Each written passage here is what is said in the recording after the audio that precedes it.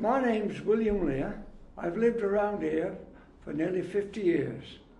I've seen Aldershot grow, and I'd like to ask, Hart Council has increased its share of council tax bill by 4.8% this year, yet road sweeping in the area is a public scandal, and the public toilets are an absolute disgrace. The people of Hart are getting a very poor standard of service all round. How are you going to improve things? First thing I would say is that I'll be the first to admit that not everything the council does every day is up to a standard we'd all want and expect. But it's very easy to target one or two things that go wrong and then condemn everything the council does. I think we've seen a lot of improvements in the last 2 or 3 years, and we should acknowledge those and we should build upon them. An example would be that if we were talking in an election campaign 2 or 3 years ago, we'd all be talking about the dustbins. You know, when, as one wag put it, we already had alternate week elections. You never knew from one week to the next whether your dustbins would be picked up on the right day. Now, we've resolved that collectively as a council. We've invested serious money in a new fleet. We have new working practices. We have a reliable service now, and the public have jumped on board with the recycling, and we have one of the highest recycling rates in the country. So that's one thing. The Refuge and Benefits Service has turned around the speed at which they process claims. Now we're talking about needy people in our society who find themselves needing to be in receipt of benefit. It's a very bureaucratic process, as you can imagine. And what we've done there is we've taken a week or two off of the time it takes our Revenues and Benefits Department to actually turn around that. Now these are all service improvements that people actually see for themselves if they use those services. But it's not all roses. Not everything goes according to plan. The important thing is that the council builds confidence with the people in the district. We put our hand up when we get things wrong, and we put them right. I think the question actually goes directly to the heart of the dilemma that we have as councillors on a district council such as Hart. On the one hand, we have a desire to keep council tax rises in check, and on the other hand, we want to improve services that we deliver to the residents of our area.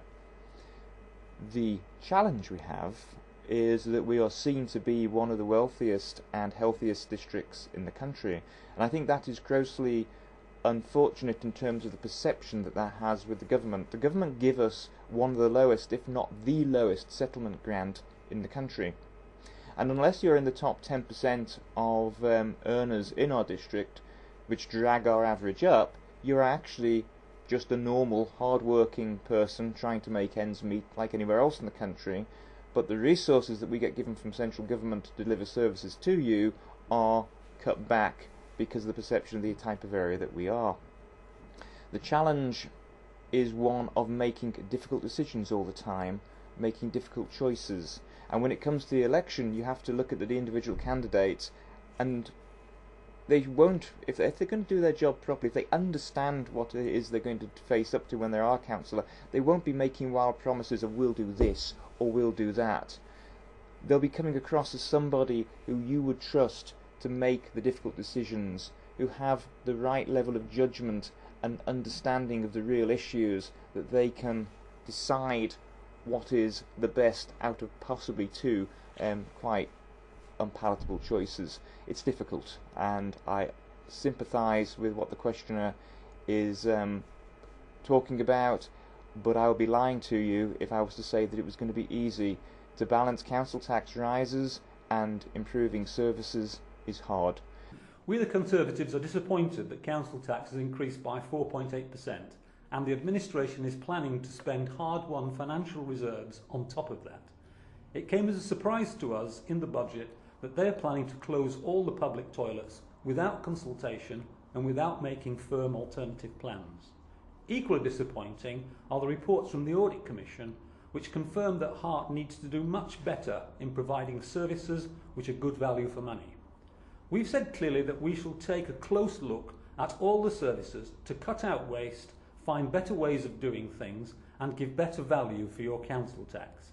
In addition, the creation of parish councils for Fleet gives us an opportunity to provide some local services through them rather than from Hart, and thus reduce Hart's overheads.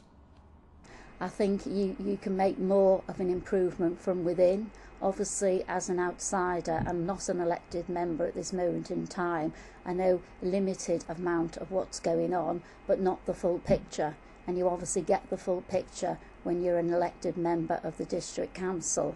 It's no secret that Hart District Council is one of the country's worst performing councils in the country, and that is obviously something which needs to be rectified and looked into. And it doesn't seem to matter that we've got independents, Conservatives and Liberal Democrats in the council. We seem to have a lack of direction, and the direction needs to be looked at, and I think we need much needed new blood on Hart District Council, and that is what I hope that I will bring to the council as a Labour councillor on the 1st of May. Well, I quite agree that the standard of service in Hart is very poor. Unfortunately, the council has been criticised by its new chief executive of just over a year ago, Jeff Bonner, who wrote a scathing report on how the council was running extremely inefficiently and how it was wasting large amounts of taxpayers' money.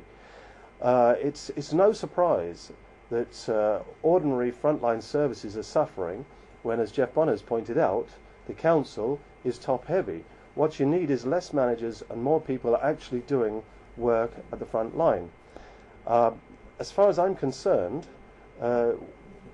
what we would do is exactly that. We would try our best to run the council, or to be involved in running the council, in the most financially effective and streamlined way as possible. We believe that there is enormous amounts of waste, and that council tax could be reduced if that waste was eliminated.